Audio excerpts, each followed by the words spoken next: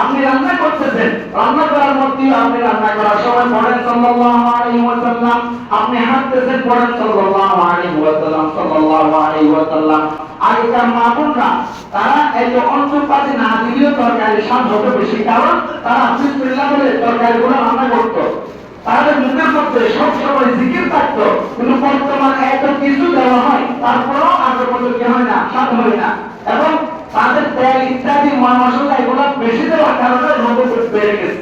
কিন্তু আগে এতগুলা তরকারি 1 কেজি পেঁয়াজ দিয়ে অনেক দিন চলে যেত, এখন তো একবার এই এক তরকারির মধ্যে আধা কেজি 1 কেজি পেঁয়াজের প্রয়োজন হয়।